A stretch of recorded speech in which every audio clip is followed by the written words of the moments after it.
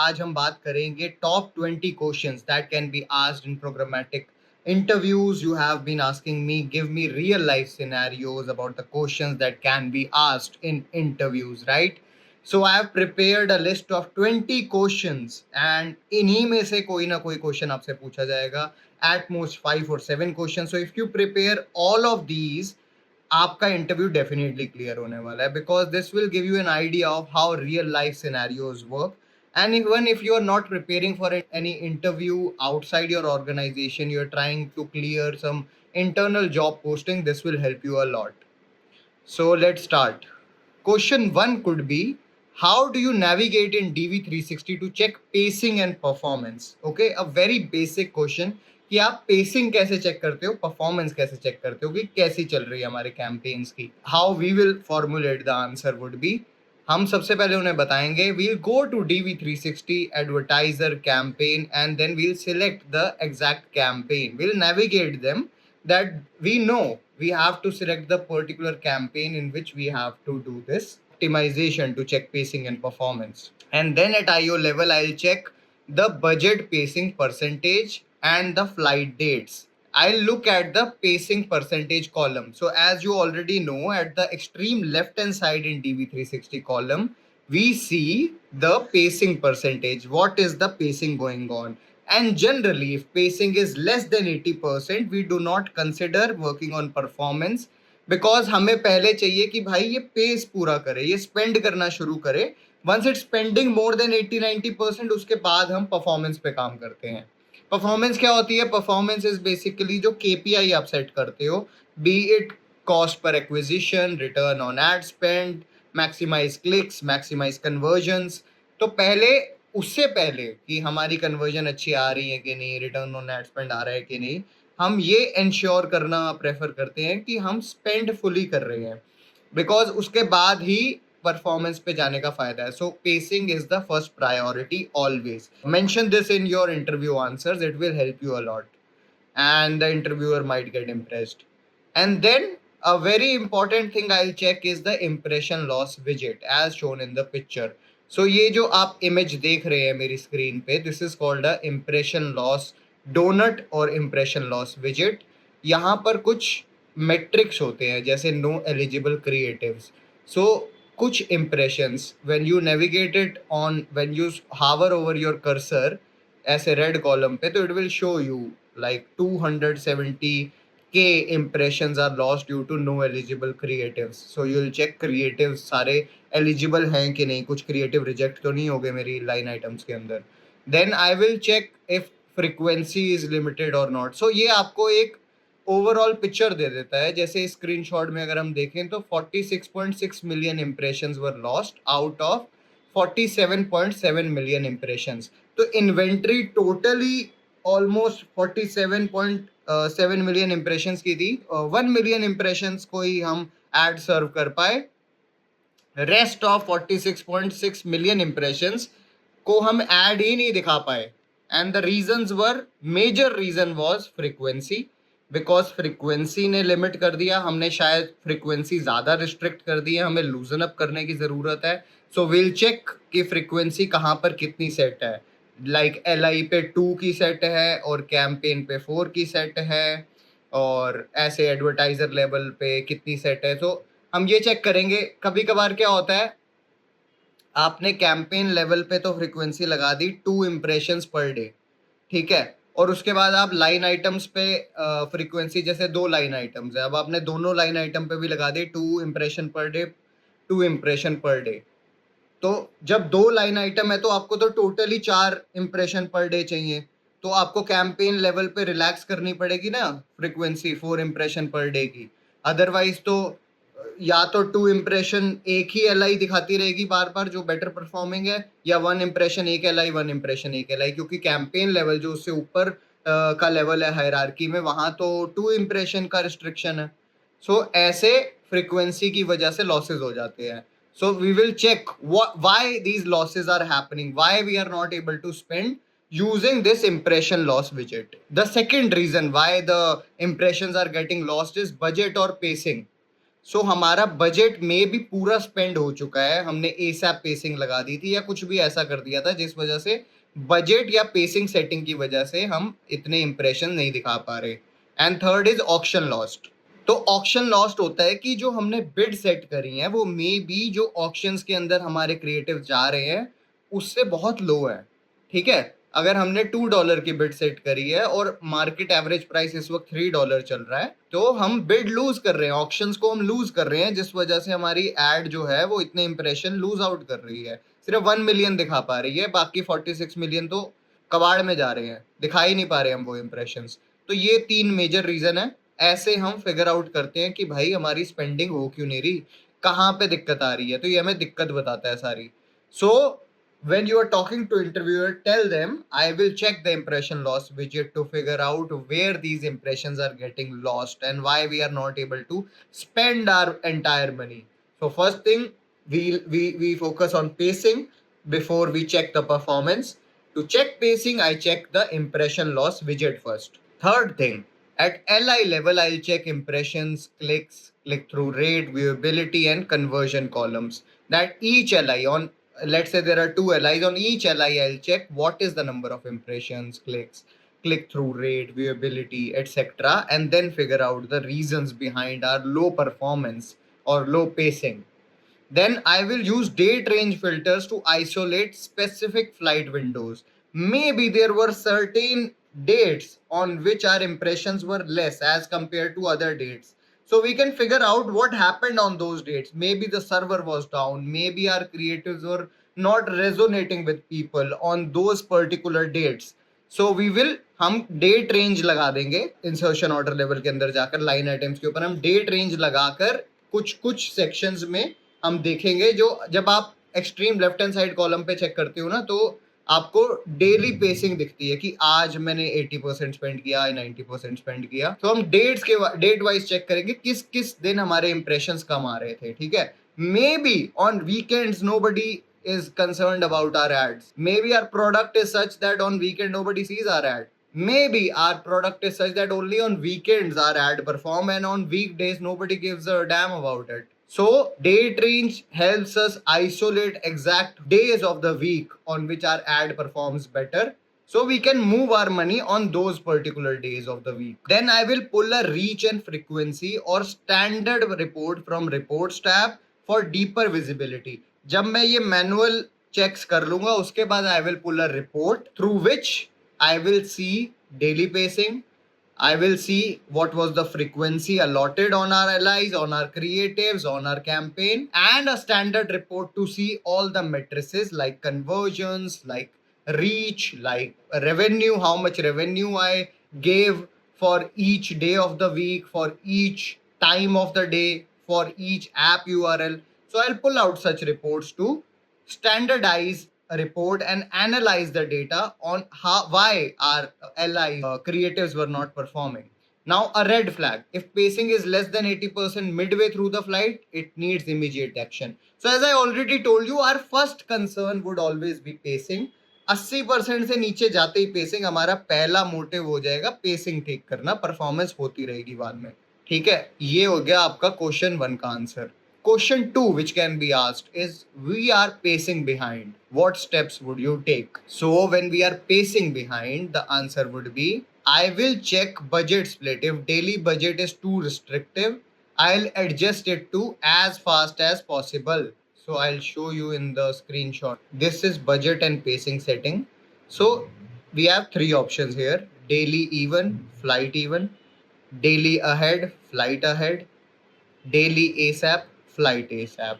जब आप daily level पे सेट करते हो तो ऑटोमेटिकली जो आईओ लेवल पे आपने बजट दिया होता है वो फ्लाइट डेज से उसको डिवाइड करके उतना डेली लेवल पे ऑटोमेट कर देता है आपके बजट को। तो आप जैसे बोलते हो डेली इवन, मुझे डेली $100 खर्च करने हैं, अगर इसको आप फ्लाइट इवन कर दोगे और $100 कर दोगे तो पूरी फ्लाइट में से मुझे रोज $100 खर्च करने हैं। ऐसे इनकी सेटिंग होती है। ठीक है, अब अगर हम पेस बिल्कुल नहीं कर पा रहे, फ्लाइट एंड होने वाली है, तो हम इसको इवन से अहेड मूव करेंगे, एक दिन ऑब्जर्व करेंगे, नहीं चल रहा, बिल्कुल 2 ही दिन बचे हैं फ्लाइट एंड होने में, we'll move it to daily ASAP. First, we'll take some approvals from our client. Is there priority full spending of the budget in the given flight or not?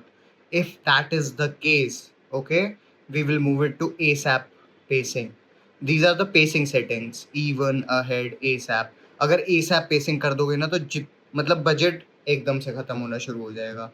आपका जो एल्गोरिथम है वो full try करेगा कि I try to spend as much budget as possible in the given flight frame. So we'll take these approvals, and if our daily budget is too restrictive, let's say we have set a manual daily budget of $100, like here we have set $100, and we are yet to spend $2,100 in a time span of just 10 days, then we at least need to spend $210 per day. So these calculations should always be on top of your mind, basic calculations. So how will we do that? We need to spend $210 per day. We need to either increase this to 210, move our setting from even to ahead or ASAP, and that's how we adjust these daily caps on LI level, ताकि हमारा जो total flight budget है IO level पे set वो खर्च हो जाए. So that's how we fix pacing. अगर हम पेस बिहाइंड पेस कर रहे हैं तो उसको ऐसे फिक्स करते हैं. जो टॉप पॉइंट्स मैं आपको बता रहा हूँ ना, ये बेसिक आंसर है. उसके बाद के सब एडिशनल पॉइंट्स हैं. तो जो इंटरव्यूअर आपसे सुनना चाहता है, जैसे जो फर्स्ट क्वेश्चन मैंने आपको बताया, उसका टॉप आंसर यहाँ तक था कि इंप्रेशन लॉस विजेट से हम फिगर आउट करेंगे. उसको ये जानना है कि आप क्या करते हो जब आपको कैंपेन दिया जाता है. सेकंड क्वेश्चन जो उसने आपसे पूछा, why when we are pacing behind, तो आप क्या करोगे, तो उसको जानना है कि भाई ये बजट रिस्ट्रिक्शन को ठीक करेगा कि नहीं करेगा अगर ऐसा कोई दिक्कत है. सेकंड, ये भी इंपॉर्टेंट है, बिड स्ट्रैटेजी. अगर टारगेट CPM सेट है, कॉस ये रिस्ट्रिक्टिव स्ट्रैटेजी होती है कि हम इतने ही टारगेट में मुझे 1000 इंप्रेशंस चाहिए. नहीं भाई, अभी पैसे खर्च नहीं हो पा रहे, we want to spend the money, so will move it to maximize CPM. मुझे maximize cost per impression cost चाहिए. मतलब मैं पैसे खर्चने को तैयार हूँ, पर मुझे 1000 इंप्रेशंस चाहिए. That's my goal.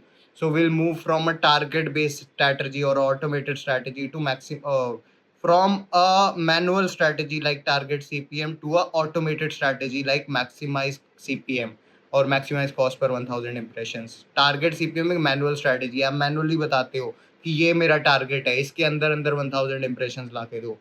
और जो मैक्स CPM है, ये एक ऑटोमेटेड स्ट्रैटेजी है कि मुझे मैक्सिमम जितने पैसे लगते हैं लगाओ, बट मुझे 1000 इंप्रेशंस चाहिए. तो हम ऑटोमेटेड की तरफ मूव करेंगे. अभी हमारा गोल है पैसे खर्चना, क्योंकि स्पेंड करना ज़रूरी है, उसी से इंप्रेशंस आएंगे. In the end of the day programmatic में इंप्रेशंस मैटर करते हैं क्लाइंट को. And we will increase bid multipliers. Bid multipliers क्या होते हैं? आप ना जो अलग अलग डिवाइस टाइप है, अलग अलग डे ऑफ टाइम है, अलग अलग डे ऑफ वीक है, टाइम ऑफ डे है, ऐसे ऐसे अलग अलग मेट्रिसेस पे आप बिड मल्टीप्लायर सेट कर सकते हो. Like 2x, 3x, 10x. कि अब जैसे मोबाइल पे आपकी ऐड ज़्यादा चल रही है और आपके पास कुछ ही फ्लाइट डेज बचे हैं, तो आप बिड मल्टीप्लायर के ऑप्शन में जाओगे. आप जब LI के अंदर जाते हो, आपको मिल जाएगा.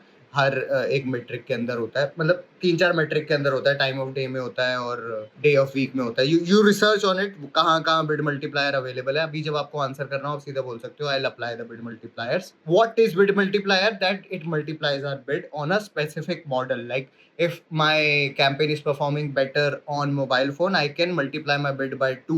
If my bid is of $8 per CPM, for mobile it will go 2x, so it will go $16 तक हम बिड करने को रेडी है, क्योंकि मोबाइल पे अच्छी परफॉर्मेंस आ रही है. That's what bid multiplier means. Audience size check करेंगे, उसके बाद नैरो टारगेटिंग तो नहीं है ऑडियंस के अंदर. अभी आगे एक क्वेश्चन है, उसमें मैं दिखाऊंगा ऑडियंस कैसे चेक करते हैं. ऑडियंस के अंदर जाकर आप कैसे चेक करते हो कि ऑडियंस का साइज क्या है. मे बी ऑडियंस जो आपने टारगेट कर रखी है उसका साइज ही बहुत लो हो, तो कहाँ से आएगी आपकी रीच, कहाँ से आप अपने इंप्रेशंस दिखा पाओगे.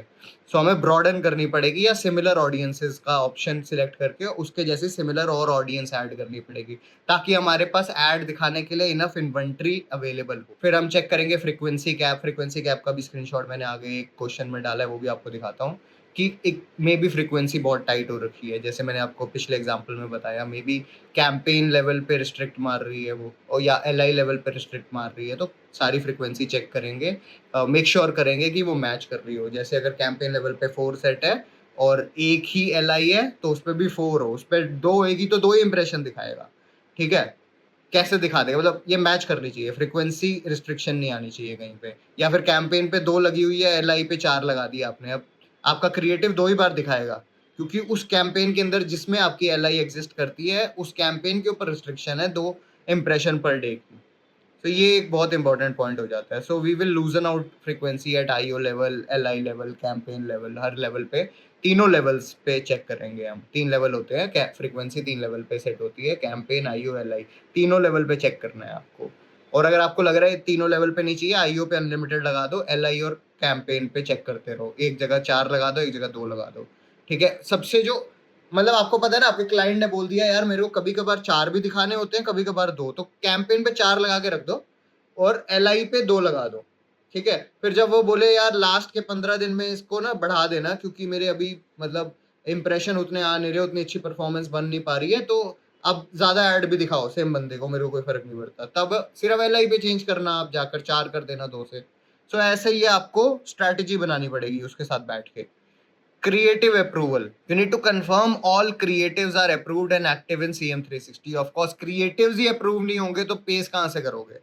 क्रिएटिव अप्रूव होने जरूरी है। चेक करो पहले तो DV360 पे ही चेक कर लेना, वहां एक रेड सा मार्क आ जाता है अगर क्रिएटिव अप्रूव ना हो कि और क्रिएटिव इज रिजेक्टेड। DV360 का ऑटोमेटेड सिस्टम आपको ऑटोमेटिकली रीजन भी बता देगा क्यों क्रिएटिव रिजेक्ट हुआ है। Maybe your tags are not matching with CM360, maybe आपके पास कोई पॉलिसी रिस्ट्रिक्शन है, आपकी जो एड है वो सारी पॉलिसीज के साथ कंप्लायंट नहीं है। सो क्रिएटिव चेक कर लेना। Inventory check. I'll check the inventory. Is it private deal running? I'll check the deal health in marketplace. Maybe you're running a private PMP deal, okay, and the PMP deal is not performing as it promised to be. So we'll check the deal health in marketplace. I'll show you how marketplace looks like, how you check these PMP and PG deals in Quotient coming in next slides. Then I'll check brand safety. If overly strict brand safety filters may block too much inventory. सो इसके लिए simple point है, आई download a reach report, inventory availability report. उसमें मेरे को पता लग जाएगा कि कई ऐसी वेबसाइट्स हैं। अब क्या होता है, जैसे ब्रांड सेफ्टी ना आपकी ऑलरेडी बहुत सी वेबसाइट्स को ब्लॉक मार देता है। जैसे अगर कोई भी, how do I tell you, what do you say it, अब ब्रांड सेफ्टी क्या करता है, ब्रांड सेफ्टी आपकी बहुत सी वेबसाइट्स को ऑलरेडी फिल्टर आउट कर देता है। लेट्स से there is a betting website और there is some sort of casino website, gaming website, ठीक है। आपने ब्रांड सेफ्टी फिल्टर लगा रखा है कि you do not want any gaming website to show your ad, your advertiser do not want to advertise, but you're getting a, when you download the reach report, inventory availability report, वहां आपको पता लगता है कि यार मैं तो almost 40 million impressions lose out कर रहा हूँ क्योंकि इतने लोग इस वेबसाइट पे रोज जाते हैं।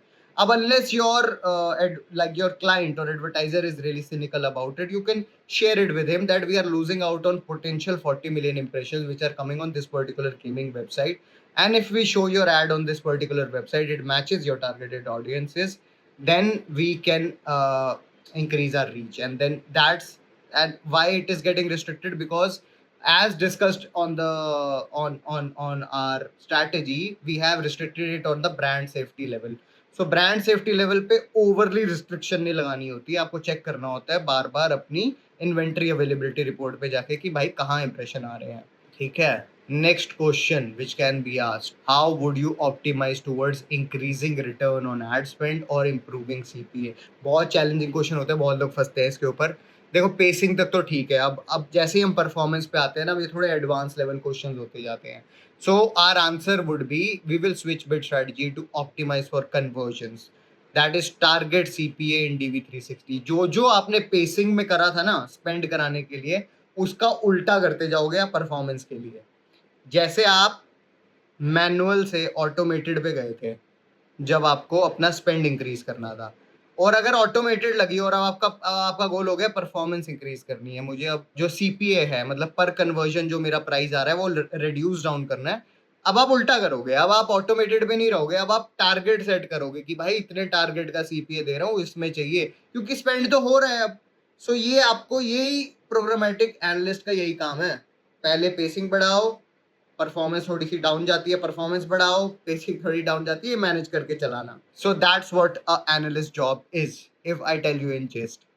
सो how would I optimize towards increasing return on ad spend or improving CPA? I will optimize for conversions. Target CPA set करूंगा सबसे पहले मैं कि इतने टारगेट के अंदर मेरे को चाहिए। कैसे करते हैं देखो, ये एक स्क्रीनशॉट है मेरे पास, ऑटोमेटेड बिडिंग लगा हुआ था इसके अंदर। देखो ऑटोमेटेड बिडिंग में कैसे कैसे ऑप्शन होते हैं, आपके पास बिड होती है मैक्सिमाइज कन्वर्जन्स की, ये सब ऑटोमेटेड बिड्स हैं, मैक्सिमाइज क्लिक्स की, मैक्सिमाइज व्यूएबल इंप्रेशन की, या कस्टम बिडिंग, आप अपना एल्गोरिथम खुद सेट करते हो। इससे हम मूव कर देंगे ये नीचे जो ऑप्शन है मैनुअल, मैनुअल के ऊपर। मैनुअल में क्या होता है, टारगेट सीपीए, टारगेट सीपीएम, कि इतने पैसों में इतना इंप्रेशन मांगता है मेरे को, इतने पैसों में इतना कॉस्ट पर एक्विजिशन चाहिए मुझे।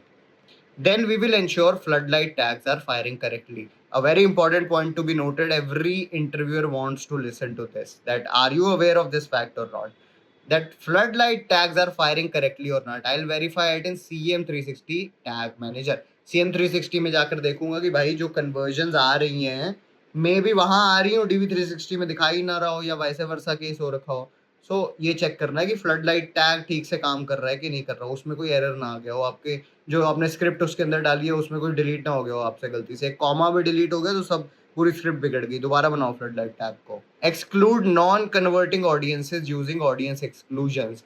ऑडियंस जो है ना आपकी, जब आपने ऑडियंस लिस्ट उसको डाउनलोड करो, उसमें से देखो कि जो जो ऑडियंस मेंबर्स हमारे किसी काम के नहीं है, जैसे वो इंप्रेशन देते हैं लेकिन कभी क्लिक नहीं करते, कभी कन्वर्ट नहीं होते, लास्ट 30 डे रिपोर्ट डाउनलोड करो, उनको एक्सक्लूजन में डालो ऐसी ऑडियंस लिस्ट को सारी। जैसे आपने 5 ऑडियंस लिस्ट डाल रखी है, ठीक है, एक है जो कार एंथुजियास्ट है, एक है जो ट्रक एंथुजियास्ट है, एक है जो F1 एंथुजियास्ट है, एक है आपने डाल रखी है इन मार्केट ऑडियंस लिस्ट कार्स की, एक है आपने डाल रखी है गूगल ऑडियंस लिस्ट कार्स की, एक है आपने डाल रखी है affinity audience list who are generally interested in automobile. अब आपने पांचों की एक रिपोर्ट डाउनलोड करी, आपको पता लगा जो गूगल की इन मार्केट लिस्ट है इसमें से मेरे को इंप्रेशन तो बहुत आ रहे हैं, बहुत रेवेन्यू लग रहा है, एक सिंगल कन्वर्जन नहीं आई है मुझे, या बहुत कम कन्वर्जन आई है, इतना पैसा लगाकर जो मेरी कंटेक्चुअल टारगेटिंग वाली लिस्ट है उस पर तो बहुत ज़्यादा यार कन्वर्जन आ रही है, इतना ही, जैसे मैंने $2000 लगाए, 50 कन्वर्जन आई, वहाँ मैंने $2000 लगाए, वहाँ 5 कन्वर्जन आई, फायदा ही नहीं है ऐसी लिस्ट का, तो उसको रिमूव मारो, ज़्यादा फोकस करो कंटेक्चुअल वाली लिस्ट पे। So we will remove the non-converting audience list. I will leverage first-party data. I'll upload CRM list as custom audiences for lookalike targeting. जो मेरे खुद की audience list है ना, उसको मैं use करूँगा, उसको upload मारूँगा first-party list को, and उसके साथ उससे related लुक अलाइक ऑडियंस की लिस्ट बना के देगा गूगल मेरे को, और फिर मैं उसको टारगेट करूंगा। लुक अलाइक ऑडियंस की लिस्ट कैसे बनती है, इसके ऊपर क्वेश्चन डाला हुआ है मैंने, अभी आगे देखते जाना, एंड तक देखोगे ना, बहुत इंटरेस्टिंग चीज है इसमें। मैंने ऑलमोस्ट सारी चीजें जो मेरी पूरी नॉलेज है ना 7 साल की, इन 20 क्वेश्चंस में मैंने डाल के आपको दे दी है फ्री ऑफ कॉस्ट। सो भाई देख रहे हो वीडियो, अभी लाइक करो पहले वीडियो को, कमेंट भी करके जाना कि भाई सही है, मतलब जो भी आपको कमेंट करना है। Run A B test on creatives. A B test run करो क्रिएटिव्स पे, कौन सा क्रिएटिव ज़्यादा बढ़िया काम कर रहा है, नहीं कर रहा है, जिस पे लो CTR आ रहा है, लो कन्वर्जन रेट आ रहा है, रिमूव मारो क्रिएटिव को। बात करो अपने क्लाइंट से कि भाई ये क्रिएटिव अच्छा परफॉर्म नहीं कर रहे हैं, we want better creatives and this particular size of creatives works better, maybe this particular size is not working better on the websites because they do not have enough inventory for these particular sizes. So A/B test should be your priority in order to improve performance. I'll shift budget to best performing LIs. A very basic point, important point. The LIs which are performing better on the basis of device type, on the basis of geography, time of day, insights from reports. I will move my budget there. जो LIs पे अच्छा performance आ रहा है उनके ऊपर ज़्यादा पैसे लगाऊंगा। जैसे मैंने $20 दो LIs पे लगा रखे हैं, एक से मेरे को $20 के अंदर 5 कन्वर्जन आ रही है, एक से मेरे को $20 के अंदर 10 कन्वर्जन आ रही है। तो जिसके अंदर मुझे 10 कन्वर्जन आ रही है उसमें मैं 20 की बजाय उसको $25 कर दूंगा, ठीक है, और वहां से मैं 15 कर दूंगा, उधर के 5 हटाकर इधर और लगाऊंगा जहाँ पे अच्छे परफॉर्मेंस आ रही है, ताकि उधर से और बेटर हो पाए। I will apply automated bidding, let's Google's algorithm learn from flood signal. ये मैं एकदम से नहीं करने वाला, पहले 15 दिन, अगर 30 दिन की फ्लाइट है, पहले 15 दिन में मैनुअल टारगेट CPA पे चलूंगा, ताकि मेरा जो परफॉर्मेंस गोल है वो अचीव हो जाए। उसके बाद जब वो गोल अचीव हो जाएगा, then I will move to automated bidding in order for Google's algorithm to perform even better using the floodlight signals that it has recorded over time. खैर नेक्स्ट क्वेश्चन हो सकता है, how would you reduce cost per impression in DV360? So I will shift from open auction to PMP या PG deals। Open auction में क्या होता है, बहुत बड़ी इन्वेंट्री आपको मिलती है, लेकिन जो इम्प्रेशन कॉस्ट आता है वो ज़रूरी नहीं है कि आपकी मर्ज़ी का हो, क्योंकि वो मार्केट में जो करंट बिड प्राइस चल रहा है ना, उसके अकॉर्डिंग आपको ऑक्शन प्राइस के अंदर हिस्सा लेना पड़ता है। जब आप पीएमपी या पीजी डील्स में मूव करते हो तो आपको फिक्स्ड प्राइस के अंदर एक इन्वेंट्री ऑफर होती है। I will move from open auction to PMP और PG deals, I will negotiate fix CPMs with publishers. जब पीजी डील होती है ना, लेट से आपका एक पब्लिशर है नेटफ्लिक्स, आपने नेटफ्लिक्स से बात करी, मेरे को चाहिए $1000 के अंदर 1000 इम्प्रेशंस, ठीक है। अब नेटफ्लिक्स ने आपको ये ऑफर किया $1000 दूंगा। अब नेटफ्लिक्स है ना, तो वैसे तो देखो जनरली वीडियो ऐड चलेगी नेटफ्लिक्स के ऊपर, डिस्प्ले का क्या फायदा। और नेटफ्लिक्स पे वीडियो ऐड चल रही है तो आपके उसी हिसाब से मेट्रिसेस गोल्स बदल जाएंगे। तो आपका गोल हो जाएगा सीपीसीवी, कॉस्ट पर कंप्लीटेड व्यू, ठीक है, ये गोल है आपका। लेट से आपको ऐसे एग्जांपल्स देने पड़ेंगे जब आप इंटरव्यू दे रहे हो भाई, कि अपने आप से आपको एक सिचुएशन बनानी पड़ेगी, अपना दिमाग लगाओ इसके ऊपर, और जैसे मैं आपको दे रहा हूँ आप ये भी दे सकते हो।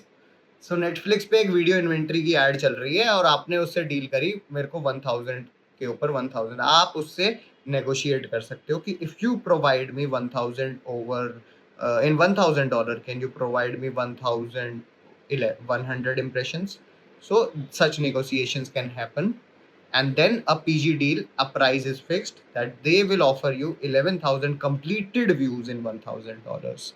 So जब आपको अपना CPM रिड्यूस करना हो, कॉस्ट पर इम्प्रेशन रिड्यूस करना हो, तो ऐसे आपको PG डील पे जाना पड़ेगा। Then we will review and pause high CPM inventory sources that are not converting. अच्छा, ये एक एग्जांपल भी देख लो। ऐसे लगता है प्रोग्रामेटिक गारंटेड डील। जब आप DV360 UI के अंदर जाते हो, इसके अंदर इन्होंने ये देखो 1000 इम्प्रेशन की वॉल्यूम आपको ऑफर करी है, 35 MYR एक करेंसी है। 35 MYR के अंदर आपको 1000 इम्प्रेशन ऑफर हो रहे हैं। अगर आप एक्सेप्ट करते हो तो ये डील चालू हो जाएगी। ये रेट रहेगा 35 का, फिक्स सीपीएम प्राइस, इतने इम्प्रेशन आपको मिलेंगे। ये आपको पता रहता है ना, इसीलिए लोग पीजी डील की तरफ मूव करते हैं कि वो गारंटेड नंबर ऑफ इम्प्रेशन का है। फिर I will review and pause high CPM inventory sources that are not converting. Open auction चल रहा है, पीएमपी डील चल रही है, जिस जिस इन्वेंट्री सोर्स से आप ऐड खरीद रहे हो, जहाँ पे बहुत हाई सीपीएम जा रहा है वो मैं पॉज कर दूंगा, जहाँ पे लो सीपीएम जा रहा है उसकी तरफ मैं ज़्यादा फोकस करूंगा। So that's how I reduce down my price. I will use frequency capping to avoid over serving और वेस्टिंग इम्प्रेशन ऑफ कोर्स। अब मैं इस सिनेरियो के अंदर, जैसे ये सिनेरियो है कि मेरा कॉस्ट पर इम्प्रेशन बहुत हाई जा रहा है, तो मैं फ्रिक्वेंसी कैपिंग लगाऊंगा, ताकि मैं बार बार एक ही बंदे को ऐड ना दिखाऊं जो $2 पे मेरे को उसकी ऐड पड़ रही है, कन्वर्ट भी नहीं हो रहा है, तो मैं क्यों दिखाऊं उस बंदे को बार बार ad. I will broaden my geography और audience targeting to access cheaper inventory pool. Let's say आप टारगेट कर रहे हो फ्रांस की एक पर्टिकुलर रीजन को, ठीक है। अब वहाँ पर बहुत महंगी इन्वेंट्री आ रही है, पेरिस को कर रहे हो आप, पेरिस के आसपास के जो गाँव खेड़े हैं वहाँ पर करोगे तो वहाँ थोड़ी सी चीप इन्वेंट्री मिल जाएगी आपको, मतलब प्राइस थोड़ा कम हो जाएगा। चीप से मेरा मतलब, गलत मत समझना, चीप से मेरा मतलब है कि वहाँ पर प्राइस थोड़ा सा कम हो जाएगा। तो I will broaden my geography and audience targeting to access cheaper inventory pools. Then I'll test lower bid floor prices. I'll reduce maximize cost per impressions and monitor win rate. Win rate क्या चल रहा है मेरा वहाँ पर, किस price पे मेरे को इन्वेंट्री अवेलेबल हो रही है, उस हिसाब से मैं अपने बिड प्राइस को लो कर दूंगा, जो मैंने आपको दिखाया था ना कि आप मैनुअल बिडिंग में जाकर LI पे सेट कर सकते हो। तो ये सब हम यूज करेंगे अगर हमें कॉस्ट पर 1000 इम्प्रेशन को कम करना है। I will switch from video to display if brand lift is not critical. Display CPMs are cheaper.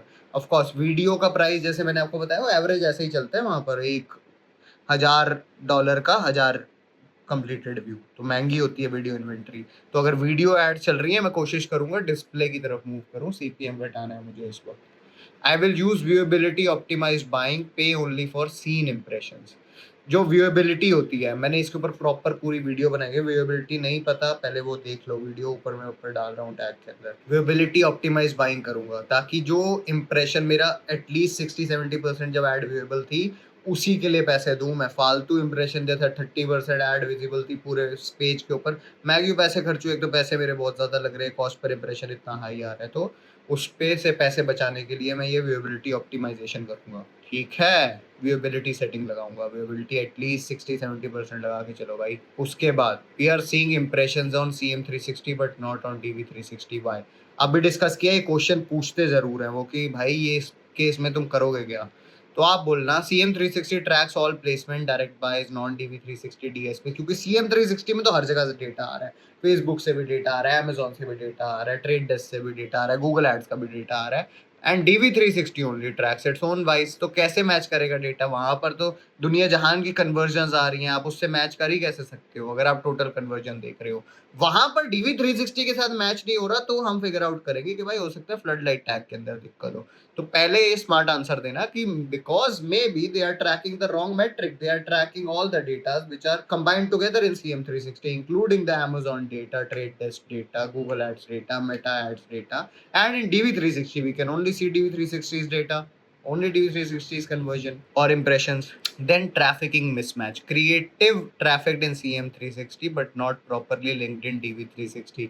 तो ऐसा भी हो जाता है कभी कभार कि जो क्रिएटिव आपने ट्रैफिक किया CM360 के अंदर, आपने ठीक से लिंक ही नहीं किया DV360 के साथ, या फिर आपने गलत आईओ के अंदर, गलत कैंपेन के अंदर उसकी लिंकिंग कर दी, तो वो सब हम ट्रबल शूट करके चेक करेंगे।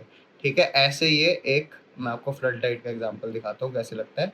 तो ये जैसे इसके आगे नंबर है ना 1 2 3 4 5 6 7 8, ऐसे एक नंबर होता है, इनका प्रॉपर ट्रैकिंग आईडी होती है, उन ट्रैकिंग आईडी मैच कर लेंगे सही कैंपेन के साथ मैच हो रही है नहीं हो रही है CM360 DV360 दोनों के अंदर। Then attribution window differences between CM360 and DV360 reporting, maybe वहां पर लीनियर मॉडल लगाओ, यहाँ पर लास्ट क्लिक मॉडल लगाओ। ठीक है, ये भी बहुत इंपॉर्टेंट पॉइंट हो जाता है। तो ये हम चेक कर लेंगे कि एट्रीब्यूट कितना दे रहा है एक कन्वर्जन या इंप्रेशन को। हो सकता है वो बंदा जो पहले फेसबुक से देखकर आपकी ऐड, उसके बाद उसको यूट्यूब पे ऐड दिखी, उसके बाद उसको direct out of home add दिखी, अब वहाँ लगा हुआ है CM360 में लीनियर मॉडल, उसने सबको एक एक क्रेडिट दे दिया। और जो DV360 में लगा हुआ है वो है आपका लास्ट क्लिक मॉडल, उसने सिर्फ जो last direct out of home में आपने ऐड देखी उसको एक दे दिया, और वहाँ कन्वर्जन काउंट हुई। तो वहाँ 3 कन्वर्जन हो गई, यहाँ 1 कन्वर्जन हो गई, ये तो मैच ही नहीं करेगा ना। तो एट्रीब्यूशन विंडो डिफरेंस भी होता है, अब इसमें विंडो भी सेट करते हैं, within 2 days, within 3 days ad कैसे देखी गई। तो ये बहुत एट्रीब्यूशन का बड़ा मेजर रोल होता है। I check the attribution window difference, आप उसको बोल सकते हो इंटरव्यूअर को, and the attribution model as well if it matches in CM360 and DV360 reporting. Then comes tag mismatch. Tag mismatch हो सकता है CM360 tag placed on publisher site independently of DV360 bids will. ठीक है, vice versa DV360 shows CM360 doesn't, ऐसा भी हो सकता है DV360 पे दिख रहा है CM360 पे नहीं दिख रहा है। तो tags are not firing, check tag status in CM360। Tag manager पे भी चेक करो टैग्स क्यों नहीं काम कर रहे हैं। Always use CM360 as source of truth for duplicated cross channel measurement, क्योंकि इस पे सभी चैनल से आ रही है मेजरमेंट, तो इसको सोर्स ऑफ ट्रुथ कंसिडर करते हैं advertisers. Now question 6, how do you decide when to choose DV360 versus Amazon versus Trade Desk? An important question. I have been asked this question in 3 company interviews that I gave, and sadly I was not able to perform as good as I could have in first 2. By the 3rd interview I was well prepared, so you also be well prepared using this answer. So you can say DV360 is best for Google ecosystem clients. Perfect. It has YouTube display, Google marketing platform integration, floodlights. So it's great if you want Google inventory. Amazon DSP is best for new client sales on Amazon. It has access to first party shopper data, OTT, and streaming. So if your client's product or service is very much related to something e-commerce or something that Amazon Prime watchers might be interested in, like a FIFA World Cup match maybe, so then you should opt for Amazon DSP. Trade Desk is best for premium open web and like privacy concerned clients. It is good for CTV data. CTV में best perform करता है. Data marketplace, third party data, Kokai AI. ठीक है, जो आज के advance marketers है जिनको बड़ा प्रिवेसी सेफ रहना है, लेट्स से एप्पल है, उनके लिए ट्रेड डेस्क जैसे प्लेटफॉर्म बेस्ट है। सो ये 3 इनके आपको यूएसपीज पूछ रहा है, वो कब, जिस क्लाइंट की जो यूएसपी होगी ना उस हिसाब से हम चूज करेंगे डीएसपी को। अगर उस क्लाइंट को बिल्कुल ही नॉलेज नहीं है, बिल्कुल फ्रेशर है वो, तो हम उसको DV360 दे देंगे। और उसका अगर मन ही गूगल इकोसिस्टम पे जाने का है कि उसकी ज़्यादातर जो क्वेरीज हैं वो गूगल इन्वेंट्री के थ्रू सॉल्व हो सकती हैं, उसके जो ज़्यादातर लोग इंटरेस्टेड होंगे, उसे लगता है गूगल इकोसिस्टम पे अवेलेबल होंगे, तो गूगल। अगर वो ई-कॉमर्स टाइप बंदा है या फिर उसका बहुत ज़्यादा ऐसा बिज़नेस है जो कि प्राइम वीडियो पे दिखा सकते हैं उसके, नेटफ्लिक्स पे दिखा सकते हैं, ऐसे सीटीवी प्लेटफ़ॉर्म पे दिखा सकते हैं, अमेज़न डीएसपी। सीटीवी के लिए ट्रेड डेस्क भी अच्छा है, बट ट्रेड डेस्क की मेन यूएसपी है UID 2.0। It is privacy safe, it has great premium open web पे दिखाने के लिए। सो ट्रेड डेस्क उनके लिए बढ़िया है जो बहुत ज़्यादा प्राइवेसी सेफ हैं। It is best for premium open web, CTV, data marketplace, ठीक है? Now consider where is the audience? Where does the client convert? What's their tech stack? Budget also matters. Trade Desk has minimum spends. Amazon needs Amazon presence. Budget भी matter करता है, सबसे कम पैसा लगता है trade desk पे ऊपर। Amazon में Amazon presence, e commerce type product होना जरूरी है, और ऑडियंस आपकी कहाँ है वो तो मैं बात कर ही चुका हूँ। In practice many brands run DV360 plus trade desk in parallel for scale and cross DSP learning. ज़्यादातर ब्रांड्स ये दोनों प्लेटफॉर्म को प्रेफर करते हैं, ठीक है? Question 7, how would you troubleshoot a non spending IO or a line item in DV360? Step by step मैंने आपको 7 स्टेप दिए हैं, एग्जैक्ट कॉपी पेस्ट करके बोल देना। सबसे पहले स्टेटस चेक करेंगे, आईओ या एलआई जो आपकी नॉन स्पेंडिंग है, क्या वो एक्टिव स्टेट में है या नहीं है। So it should be active. I check flight dates, हो सकता है फ्लाइट डेट ही आपने गलत सेट कर दी हो, है ना? 22 जून सेट कर दी और आज 25 जून हो रखा है, 2 दिन से तो वैसे ही इनएक्टिव स्टेट हो गई। बजट तो नहीं एग्जॉस्ट हो गई, एसएप पेसिंग लगाई और बजट हफ्ते भर में ही एग्जॉस्ट हो गया। ये सब चेक करेंगे। ये देखो स्क्रीनशॉट, ऐसा लगता है ऑडियंस लिस्ट इसमें आपको दिख जाता है जब इस पे हावर ओवर करते हो कि 5.5 मिलियन लोग हैं आपकी इस ऑडियंस लिस्ट के अंदर। 77% मेल हैं, 23% फीमेल हैं। प्रोडक्ट सैनिटरी नैपकिन का होगा, मेल को दिखा कर क्या करोगे? फीमेल 23% है, ये ऑडियंस लिस्ट आपके काम की नहीं रहेगी, फीमेल वाली ढूंढो। तो ऐसे ऑडियंस लिस्ट को एनालाइज करना है। Step 2, creative should be approved state, assign होना चाहिए, लिंक होना चाहिए, CM360 पे भी क्रिएटिव स्टेटस अप्रूव होना चाहिए। स्टेप 3, टारगेटिंग ज़्यादा नैरो तो नहीं होगी। ऑडियंस इनसाइट चेक करोगे, ऑडियंस मैच कर रही है नहीं कर रही, ऑडियंस साइज ठीक है कि नहीं है। Bid floor prices, maximum CPM below exchange floor prices, increase bid. जो एक्सचेंज प्राइस चल रहा है मार्केट प्लेस में जाकर देखोगे कितना चल रहा है उस पर्टिकुलर डील के ऊपर। $5 चल रहा है, आपने $2 लगाया है, नहीं चलेगा, आपको भी $5 करना पड़ेगा। ब्रांड सेफ्टी, ओवरली टाइट तो नहीं करती ब्रांड सेफ्टी, एक्सक्लूजन्स हो सकता है कि मैंने कुछ ऐसी वेबसाइट्स को ब्रांड सेफ्टी में डाल रखा हो जहाँ सबसे ज़्यादा इन्वेंट्री अवेलेबल है मेरी। डील्स, अगर PMPPG डील चल रही है, check deal ID is active in inventory में जाकर चेक करो PMPPG डील के केस में कि वो डील एक्टिव है कि नहीं है। Step 7, pacing type, budget set to flight total with no daily cap, review pacing setting. भाई पेसिंग सेटिंग भी बहुत इंपॉर्टेंट पॉइंट हो जाता है जो मैंने आपको पहले ही उस आंसर में बता दिया है। तो अगर फ्लाइट के मोड पर सेट है और वो आपने पूरा स्पेंड कर दिया है, कोई डेली कैप नहीं लगाई हुई, खत्म हो गया आपका बजट, अब क्या करोगे? दोबारा अगले महीने का वेट करो जब नया फ्लाइट बजट आएगा। Question 8, why did our conversions drop in the last flight, how did you investigate? Conversion क्यों ड्रॉप हुई लास्ट फ्लाइट डेट के अंदर? सबसे पहले मैं चेक करूंगा फ्लड लाइट टैग सही से फायर कर रहे हैं कि नहीं। I use CM360 tag manager या ब्राउजर कंसोल। ये यूज करते हुए I check, the first thing I do is floodlight tags को मैं चेक करूंगा कन्वर्जन ड्रॉप अचानक क्यों हुआ। I check the creative rotation, क्या कोई नया क्रिएटिव लाइव गया है जिस वजह से अचानक से लोगों ने खरीदना बंद कर दिया है, हो सकता है उन्हें पसंद ना आ रहा हो creative. Low performing creative, low conversion rate, completed view rate भी गिरता है। Audience, did the lookalike or remarketing list expire or shrink? हो सकता है जो लुक लाइक ऑडियंस आपने डाली उसका एक ना टाइम पीरियड होता है, वो एक्सपायर हो गया हो, 30 days का टाइम पीरियड था, खत्म हो गया। ऑडियंस लिस्ट चेक करो। एट्रीब्यूशन विंडो तो नहीं चेंज कर दी, somebody may have shortened the look back window. जो एट्रीब्यूशन मॉडल होता है वो ना क्या करता है, जैसे आपने लुक बैक विंडो लगा दी 2 days की, तो वो 2 दिन तक, 2 दिन के अंदर जिसने देखा उसको ऑडियंस में ऐड करेगा। उसके बाद जिसने देखा, थर्ड डे पे किसी ने देखा, वो आपकी ऑडियंस लिस्ट में ऐड नहीं होंगे, वो एक अलग ऑडियंस लिस्ट में ऐड होंगे। तो एट्रीब्यूशन विंडो चेक करनी है।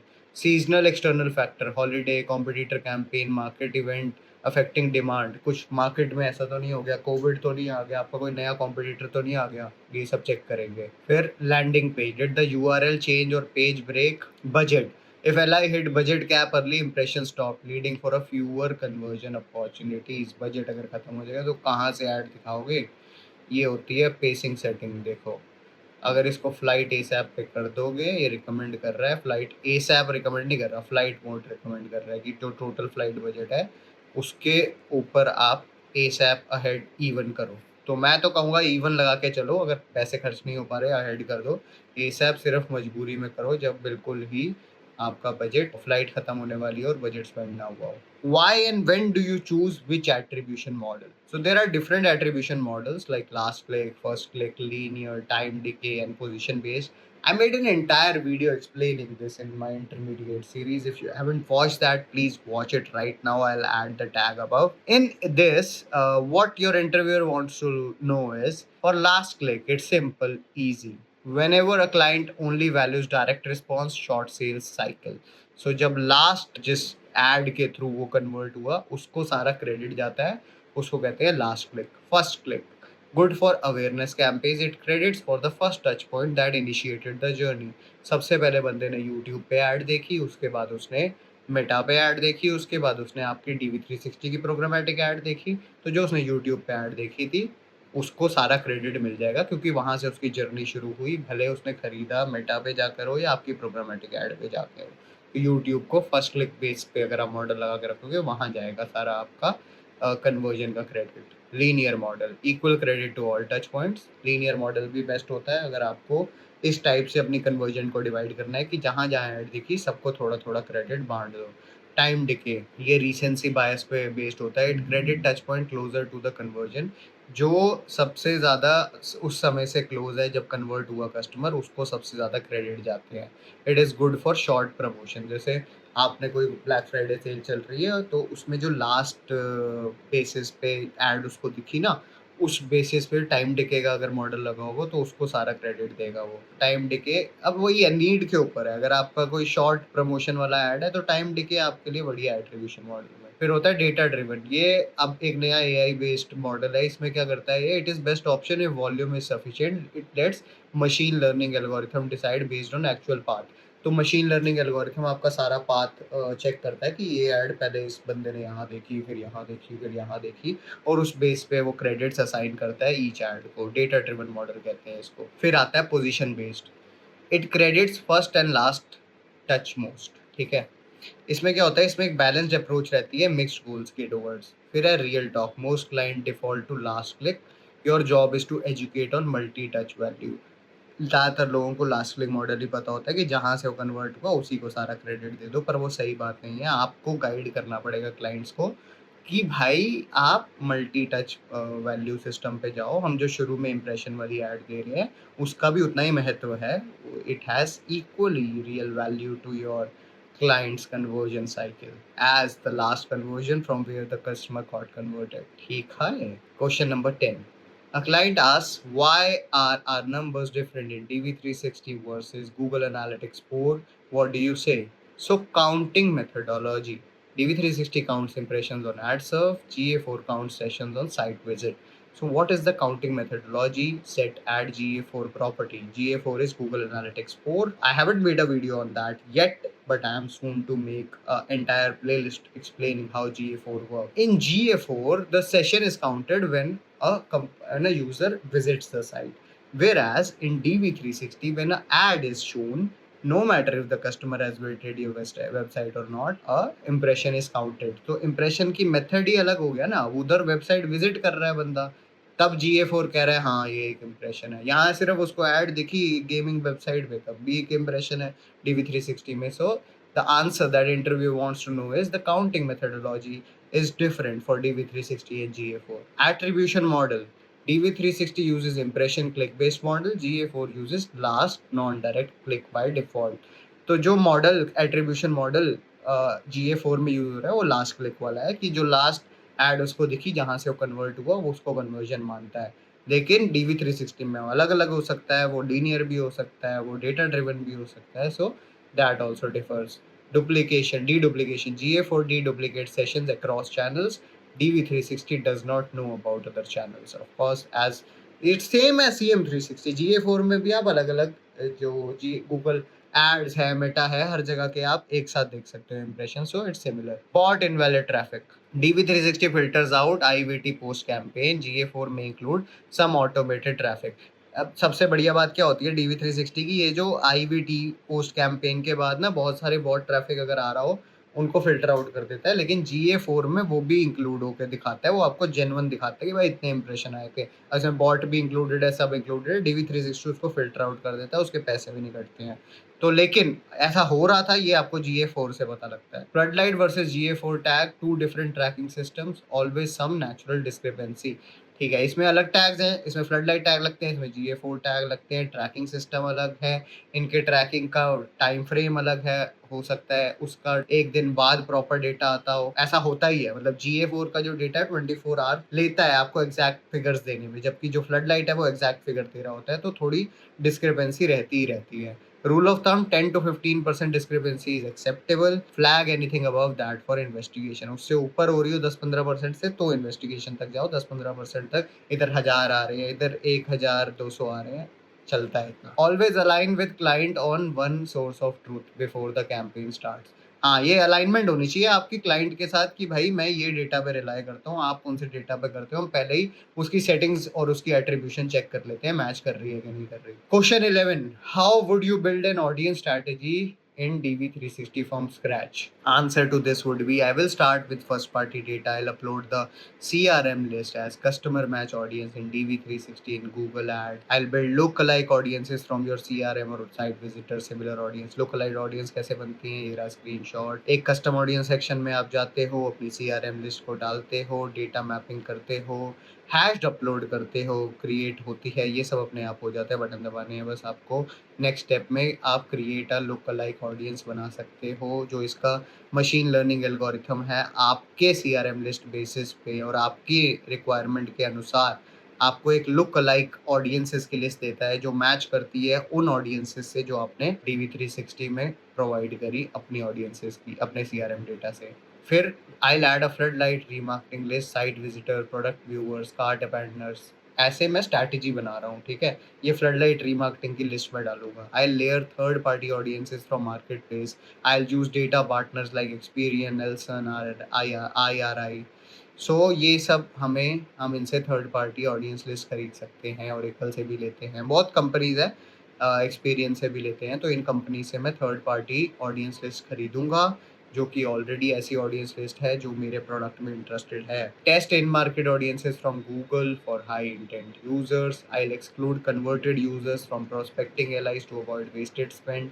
वही सब पॉइंट रिपीट करके आपको बता रहा हूँ मैं, ऐसे ही स्ट्रैटेजी बनती है। Structure, I will separate LIs for prospecting versus remarketing. I allot different bids, creatives and messaging, ठीक है। प्रोस्पेक्टिंग होता है जो आपकी ब्रांड अवेयरनेस के लिए आप यूज़ कर रहे हो, कि अभी वो प्रोस्पेक्ट कस्टमर्स हैं आपके, अभी वो कस्टमर बने नहीं हैं, आप फर्स्ट टाइम उनको अपनी ऐड दिखा रहे हो। रीटारगेटिंग होती है कि वो आपके कस्टमर ऑलरेडी हैं, या मे बी कार्ट अपेंडर्स हैं, आपकी वेबसाइट तक आए लेकिन परचेज नहीं करके गए।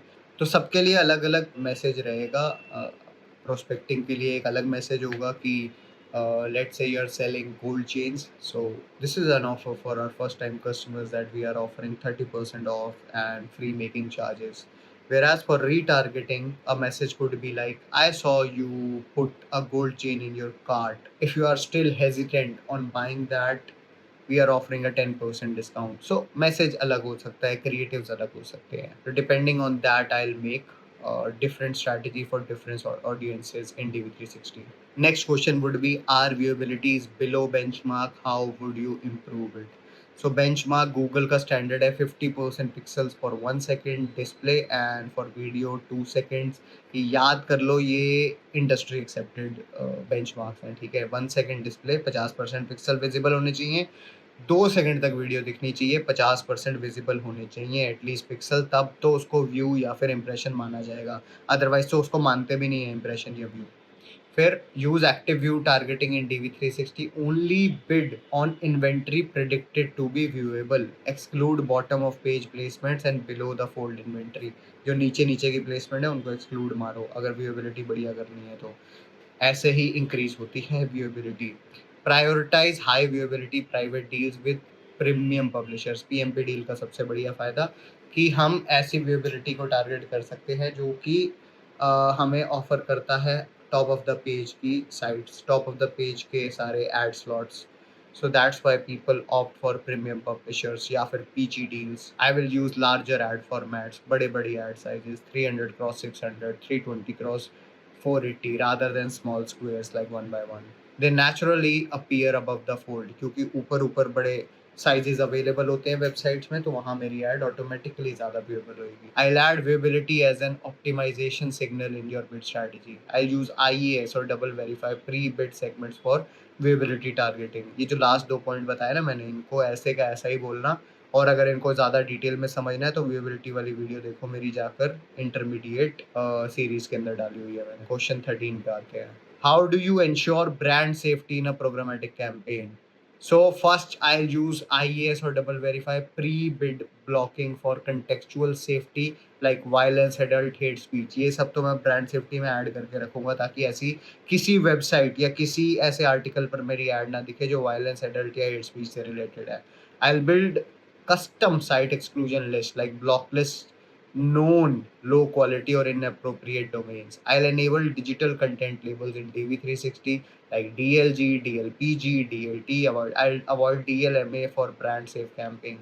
I'll run post-campaign brand safety reports using IES-DV measurement. Then I'll create app allow lists for CTV mobile campaign instead of relying on open inventory.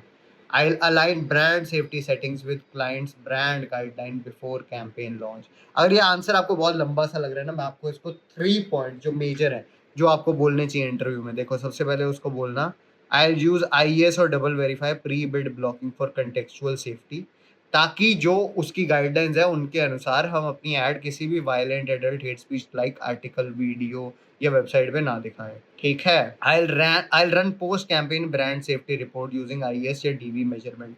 और जब कैंपेन रन हो जाएगा उसके बाद हम एक ब्रांड सेफ्टी रिपोर्ट को डाउनलोड करेंगे ताकि चेक करें कि अब हमारी ऐड कहाँ कहाँ व्यूएबल थी, कहाँ कहाँ से इंप्रेशन आए, ताकि अगले कैंपेन में हम उसको और बेटर कर सके.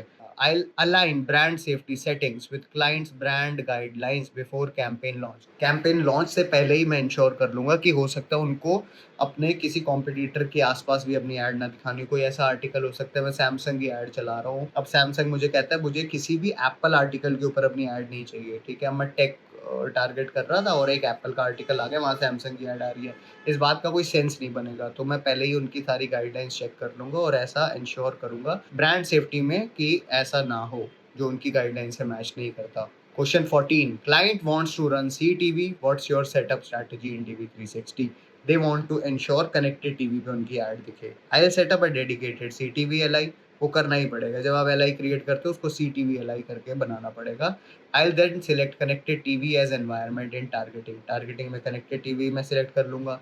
I'll use non-skippable video creatives 15 second या 30 सेकंड के.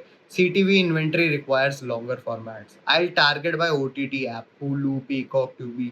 तो ये सब just like Netflix, Amazon, ये भी कुछ OTT platforms हैं. Hulu है, Peacock है, Tubi है. And I'll use programmatic guaranteed deal with publishers. Household level frequency में क्या होता है कि आपके पास ये एक additional option होता है कि जो एड आपका परिवार का एक बंदा एक बार देख चुका है, मतलब जो भी आपने फ्रीक्वेंसी कैप सेट करी है, लेट्स से इट इज 2 impressions या 2 views per day, so for entire household it is 2 views per day. So this is a very important and amazing point that they have kept in mind while setting up household level frequency cap. CTV is watched by multiple people on one screen, so जो भी अब उस उनके let's से there are 5 people in a house, so for the rest of their devices, they won't be seeing that ad again if the frequency cap is set at 2. Maximum they'll see it once more. One person would see it once more. So household frequency cap is an essential point to be noted when you are setting up CTV. You will use YouTube TV inventory through DV360 for premium streaming reach. I'll use measurement. I'll use Nielsen DAR or ComScore for cross-screen reach validation. So these are third-party tools which tell us how cross-screen reach is happening. Okay, I'll do a reporting. CTV won't have click data. Optimize on reach, frequency and brand lift. Brand lift होता है जैसे एक ऐसे campaign होते हैं जो आपसे पूछते हैं how did you find this ad? How likely are to engage? How likely are you to engage with following brands?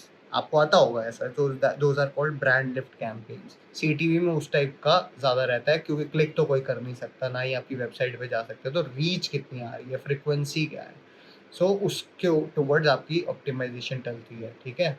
ये फ्रीक्वेंसी कैप का स्क्रीनशॉट है, कैसे फ्रीक्वेंसी कैप सेट होती है, be it at IO level, LI level और campaign level. ऐसे settle limit करते हो तो for the whole campaign, for household ऐसे आप सिलेक्ट कर सकते हो। तो 10 per day, per week, per month, as per your needs you can set your frequency caps. Question 15 can be, how do you manage budget pacing across multiple IOs in DV360? Answer will be, I will set IO level pacing to flight total for flexible daily spend across the flight. I'll use ahead or behind pacing indicators in DV360 dashboard for daily monitoring. Please ignore this, there is no behind pacing monitoring in DV360 right now. Create a daily pacing tracker sheet in Sheets, pull data via DV360 API और manual export.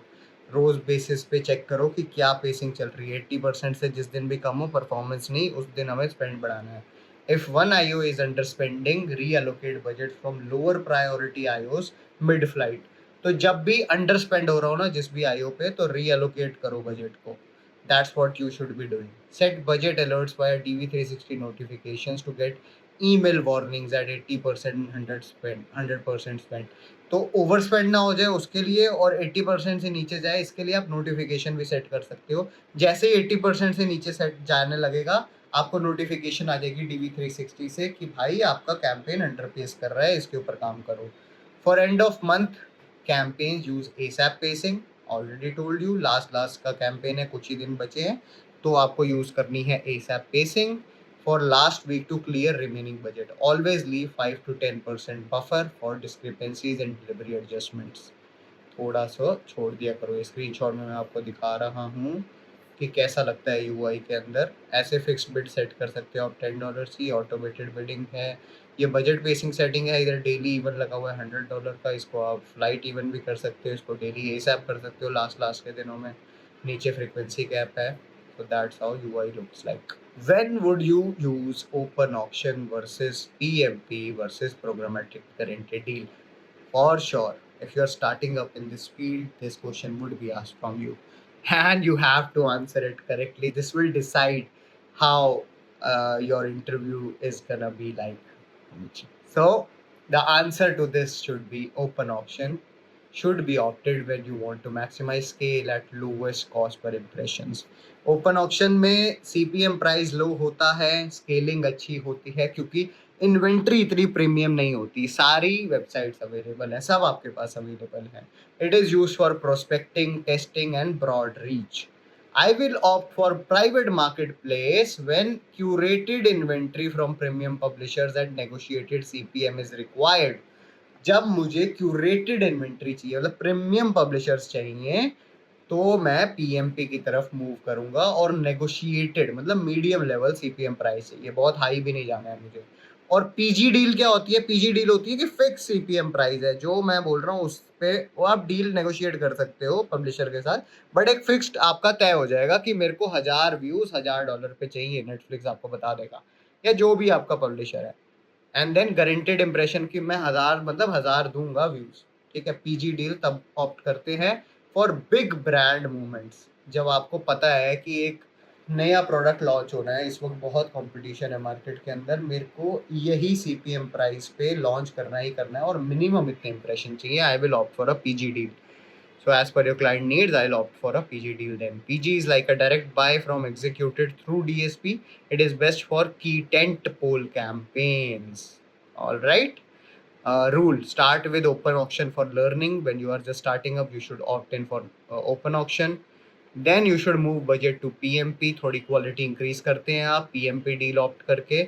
Then you use PG for a must win placement. जब आपकी ऐसी movement आती हैं, जब यार ये तो जीतना ही जीतना है, ये तो इतने इंप्रेशन तो चाहिए ही चाहिए, तब आप PG की तरफ मूव करते हो. PMP deal needs activation in DV360 under inventory deal check deal health regularly. वो कैसे करते हैं, ये स्क्रीनशॉट. जब आप मार्केट प्लेस पे आते हो, मार्केट प्लेस पे कैसे आओगे? कैंपेन लेवल पे जाओगे, इन्वेंट्री पे क्लिक करोगे, मार्केट प्लेस पे आओगे, यहाँ आपको सारे ये पब्लिशर दिख रहे हैं, जैसे स्पॉटिफाई दिख रहा है आपको, वीडियो पिक्स बाय गूगल दिख रहा है आपको, बस फीड वीडियो दिख रहा है आपको। तो यहाँ पर देखो ये कितने इंप्रेशन ऑफर करते हैं, ये ऑफर कर रहे हैं 561 million impressions, at certain certain price, ये उनकी कॉन्टैक्ट डिटेल है। फिर आप उनको ईमेल करके आप उनसे नेगोशिएट कर सकते हो डील्स के अंदर। तो ऐसे मार्केट प्लेस में हम जाकर डील्स बाय करते हैं, PG deals. How do you think about frequency capping and what's the sweet spot? क्या फ्रीक्वेंसी सेट करते हो आप? Frequency is how many times the same user sees your add in a given time window. ये same screenshot है जो नीचे है, जो पहले भी आपको दिखा चुका हूँ कि फ्रीक्वेंसी का ऐसे रेंज होती है 10-20 कुछ भी सेट कर सकते हो, per day, per week, per month. ये फुल होल कैंपेन के लिए है या सिर्फ एक आईओ के लिए, एक हाउस होल्ड के लिए, ये भी सेट कर सकते हो। तो too low, awareness isn't built, user forgets the brand. Too high, ad fatigue, negative sentiment. बहुत कम होगा तो पैसे तो कम लगेंगे, लेकिन आपका एड की ब्रांड रिकॉल वैल्यू नहीं बनेगी। बहुत ज्यादा होगा, एड फटीग होगा, लोग परेशान हो जाएंगे कि बार बार एड ही दिखाता रहता है। इंडस्ट्री बेंचमार्क क्या जाता है? 3 to 5 impressions per users per week. Sweet spot, sweet spot पूछा था ना उन्होंने आपसे, उनको बोलो 3 to 5 impressions per week per user. This is for display awareness campaign. Retargeting के लिए क्या है? Slightly higher, 7 to 10 impressions per week acceptable. User is already warm, खरीदने वाला है, गर्म है कस्टमर इस वक्त। DV360 set frequency at IO level, applies across all LIs for unified control. Monitor frequency in reports. If average frequency is less than 12, you are burning budget of the same users. Use audience exclusion list after conversion. Don't serve ads to people who already converted. जो already आपसे खरीद चुके हैं उनको exclusion list में डालना शुरू करो, उनको बार बार ऐड दिखाने का कोई फायदा नहीं है, अनलेस आपका प्रोडक्ट ऐसा है जो बार बार खरीदने वाला है, FMCG types. Okay, cookies are going away, how does this change your targeting strategy? Important question है। आज की डेट में ना बहुत कैंपेन्स और बहुत ब्रांड्स ऐसे हैं जो कुकीलेस टारगेटिंग की तरफ मूव करना चाहते हैं। Biggest example is Apple. Answer क्या होगा आपका? आंसर होगा third party cookies deprecated by browser, Safari, Firefox already have done it. Chrome phase out is ongoing, Chrome भी ये जल्दी करने वाला है। We are shifting to first party data, so we will upload CRM list, email list हम डालेंगे, customer match list use करेंगे, floodlight based remarketing करेंगे। I will focus more on contextual targetings, like target by page content rather than user behavior. I will identify solutions. UID 2.0 use करूंगा, trade desk पे campaign set करूंगा ऐसे बंदे को। Google pair use करूंगा first party matching के लिए। Google pair trade desk की तरह यूनिफाइड सॉल्यूशन है जो कि पेयर हो जाता है DV360 के साथ। First party data strategy is now the core differentiator for advertisers. जिसके पास फर्स्ट पार्टी लिस्ट है उसका विन ही विन है आज की डेट के अंदर। ओके, क्वेश्चन 19 मैंने यहाँ पर स्किप कर दिया है। क्वेश्चन 19 मैं आपको प्रोवाइड करूंगा इंस्टाग्राम के ऊपर, वो बहुत ही इंपॉर्टेंट क्वेश्चन है। अगर आपको क्वेश्चन 19 जानना है, और वो एक ऐसा क्वेश्चन है जो कि पूछा जा सकता है, ठीक है, मुझे इंस्टाग्राम पे जाकर फॉलो करो और मुझे DM करो, मैं आपको क्वेश्चन भेजता हूँ। लास्ट क्वेश्चन सुन जाओ। Why should we hire you as a programmatic analyst over other candidates? ये प्रोसेस रिलेटेड क्वेश्चन नहीं है, बट ये तो पूछते ही पूछते हैं वो कि भाई आप में ऐसा क्या खास है।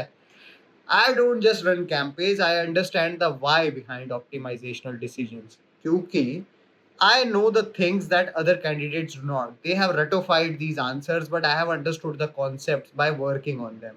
I have worked hands on DV360, Trade Desk, and Amazon DSP, not just theory.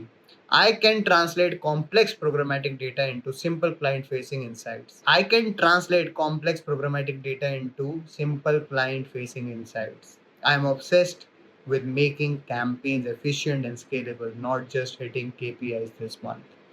That's all about today. This last question, if it makes sense to you, tell me which pointers will you be using in your next interview. Thank you so much for watching it till the end. It has been a long video today, but I hope you get cleared in your interviews that you are appearing for. Best of luck. Have a great day ahead. Bye bye.